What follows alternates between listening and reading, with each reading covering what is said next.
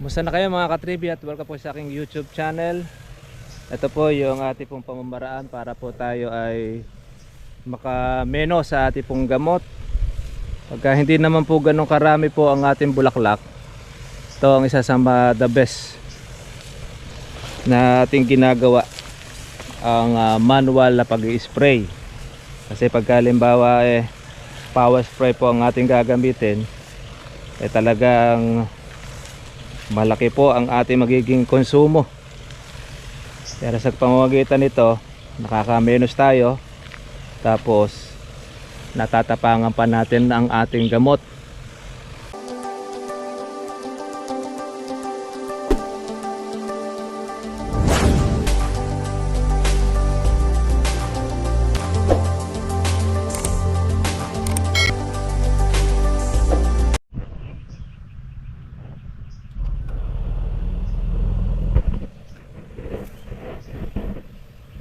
Musta na kayo mga katribya at welcome po sa aking YouTube channel.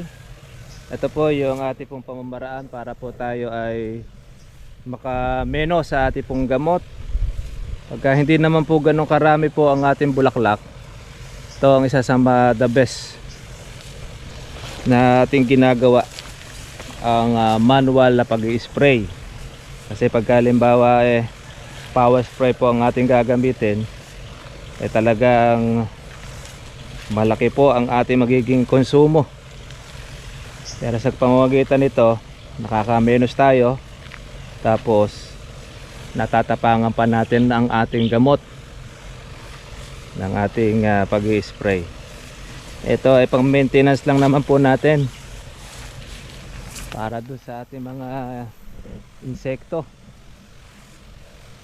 mga katribya. Kaya spray tayo. At ang oras po natin na pag-i-spray, alas 4:30. Kailangan ay medyo malamig na panahon. Yan, meron kasi tayong mga bulaklak na sumulpot nung tayo po ay magpatubig. Sayang yan dahil may kuwan po yan, may presyo pa. Yan. Pwede naman natin lakasan din ang ating pito, ang ating andar. Yan, bumili na po tayo ng ating bagong chargeable para hindi tayo nakikipag-agawan. At least po yan ay magagamit natin dito sa ating batang kalamansi sa nasa malayo, sa may Sanghulyan. Kahit ganito po ang oras mga katribi, kainit po ng panahon, ang singaw, grabe. Yan, spray. Alaga. Kailangan na hindi natin hihintuan ang ating alaga. Pag hinintuan natin, ang mga insekto po ang makikinabang. Sila ang sisira ng ating bunga. Kaya kailangan continuous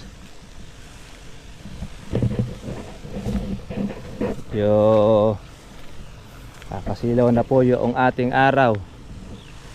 Yan na po ang ating pinoprotektahan dyan, yung mga bulaklak, po yung mga maliliit na mga buko, dahil tinitira pa ng mga putakti yan ng mga manunusok.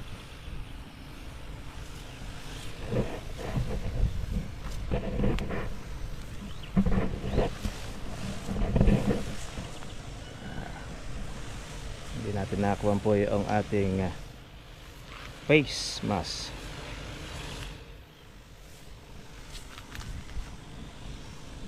Yung ating hangin, huwag nyo lang po siyang sasalubungin.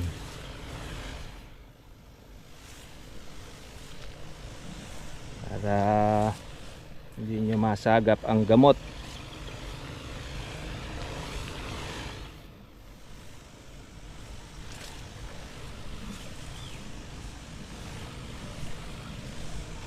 Spray mga katribya.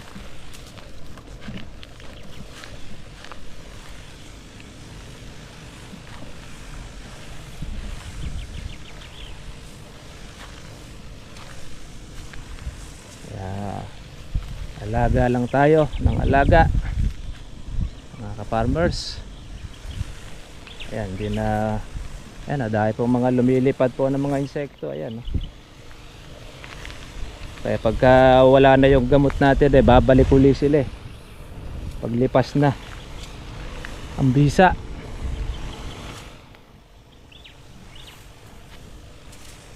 Pag hindi po natin inagapan, ay talagang walang matitira sa ating alaga.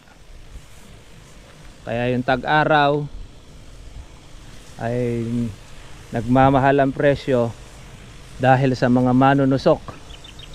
Kung hindi dahil sa mga manunusok, hindi na mabibili ang kalamansi, mga katribya. Kaya isang banday yan nang nagpapataas ng presyo ng kalamansi natin, ang manunusok. Kaya hindi po masisira lahat ng mga may kalamansi. Ako sigurado, parang laging tag-ulan, buo ang bunga. Kaya yan ang katulong natin. Malaki kinikita ng mga agri-supply dahil nasa kanila pangangailangan natin, ang mga magsasaka, lalo na ang palay. Bagsak ang presyo ng palay, lalo na kamatis. Tinatapon yung kamatis. Yung mga nagko-comment sa atin dati-rate, pag bagsak ang presyo ng kalamansi, pinagbabawalan tayo na wag nang mag-vlog ng kalamansi. Hindi na raw mabibili ang kalamansi. Ang kamatis, nung bumagsak ang presyo ng kamatis, bakit hindi bawalan na wag na magtanim ng kamatis? Dahil natatapon lang ang kamatis, tinatapon na lang. Ganon. Minsan meron tayo mga katribya na makasarili. Siyempre, kung kasi mataas ang kamatis, mga nakaraan, marami nagtanim sabay-sabay, kaya sabay-sabay na harvest, bagsak ang presyo. Pero sa kalamansi, bagamat bumaba siya, pero wala kang mababalitaan na nagtapon ng kalamansi na buo, hindi yung sira. Pagka sira talaga tinatapon. Pero pagka buo ang kalamansi, hindi po itinatapon, dahil meron pong pigaan na kumukuha. Saka yung reject nabibili. Nakagandahan ng ating kalamansi. Ang kamatis, walang kumukuha ng hinog, kahit sana man lang yung ketchup.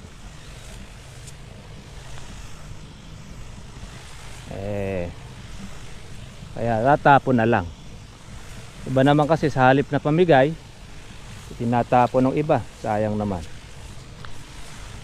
Nalugi na lang, sana nalugi na, hindi pa nagkawang gawa na ipamahagi sa kanyang kapwa para pakinabangan.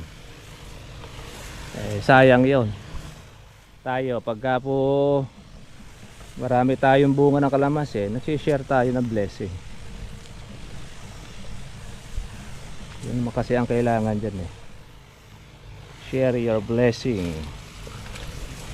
Ngayon, konti ang bunga ng kalamansi, kaya konti ang ating maha-harvest. Kaya ngayon ay alagaan. Mga bulaklak po na yan ng ating inaagapan.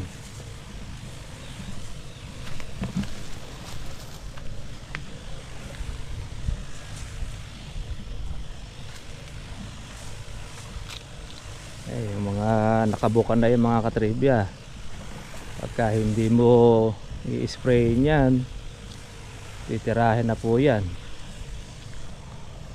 Kaya hindi po batayan na mamumuti sa bulaklak ang kalamansi nyo, okay na. Pagka hindi mo pinirmis ang pag-aalaga at umatlang ka dyan, nasisinggitan ka, halos walang matitira. Kaya kailangan talaga dyan tiyaga.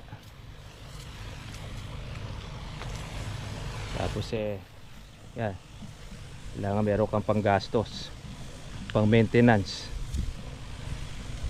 Pagka wala yan, ako, bulaklak na lang ng bulaklak ang kalamansi natin, hindi siya nagtutuloy. Ay, dami pong mga lumilipad ng mga paru-parong maliliit. Yan ang mga sumisira ng ating bunga. Hindi talaga nagsasawa. Taki mo pakaasim ng kalamansi, hindi niya nilulubayan.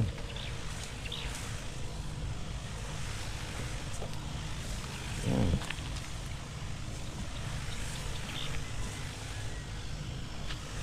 Bukas po natin ito tutubigan para kainin naman po yung ating abono. Sigurado lalabas ulit ito ng panibagong bulaklak. Kaya lang hindi na po yung kagaya ng dati na namumuti.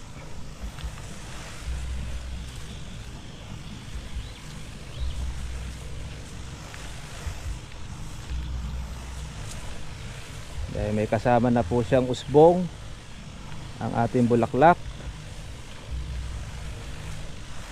ating kalamansi.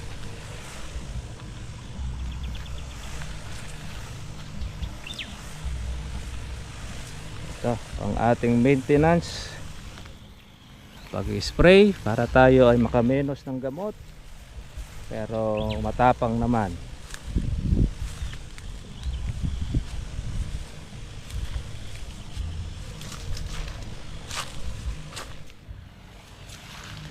Sa ating flower, alaga tayo, katribya.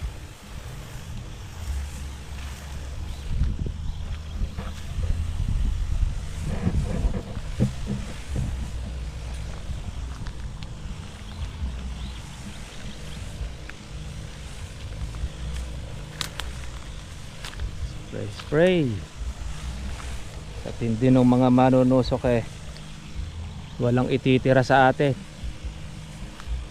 kahit hindi mo talaga pinigil, kinontrol gaya nito.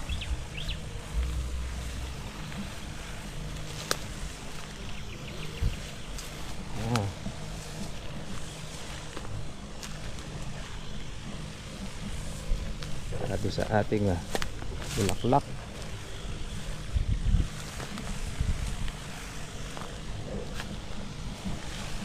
Ang gandahan nito, yung mga dulo ang meron.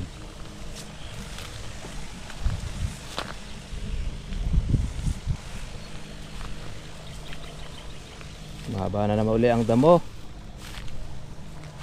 para sa ating pag-spray ng herbicide.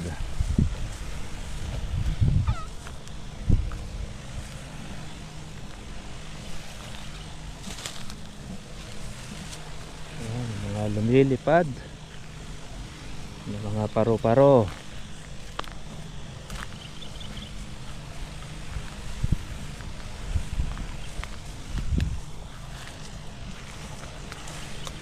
Gaano katitindi ang mga kalaban natin.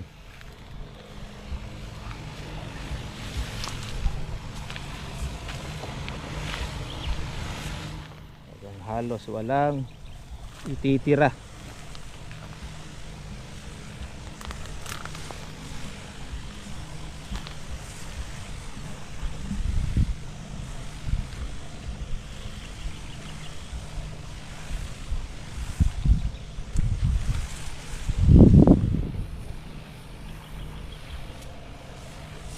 Oy, meron tayong kalamanda rin nakalusot.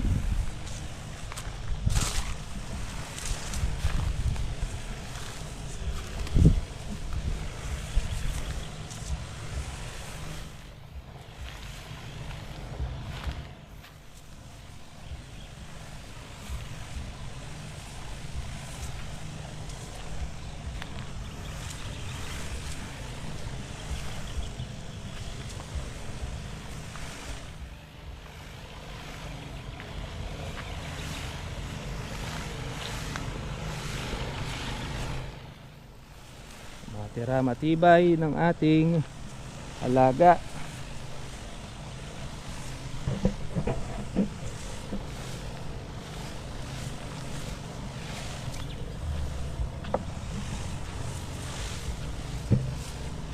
Mataas ang presyo kalamansi natin.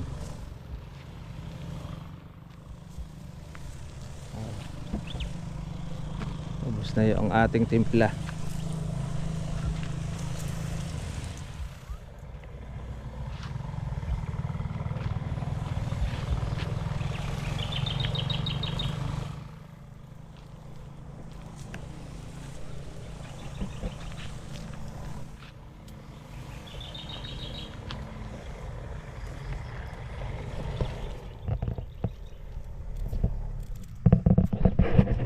Yeah, mga katribya, konti na lang po at tayo matatapos na itong ating pag-spray. Pawis-pawis po tayo. Saktong-sakto naman po mga tribya po ay tapos lang naman po natin itong ating naalagaan. Na minus po natin yung gasolina, po yung pag-i-steal ng ating makina. Pagka po marami pong bulaklak, yun naman po uli ang ating gagamitin, yung ating pong power spray. Kakunti naman ang bulaklak, kaya na po ng ganito ay chargeable para hindi po tayo konsumo sa ating gamot. Sige mga katribya, God bless po sa inyo lahat. Kita po tayo po bukas para po sa sunod po natin pong vlog. Bye bye.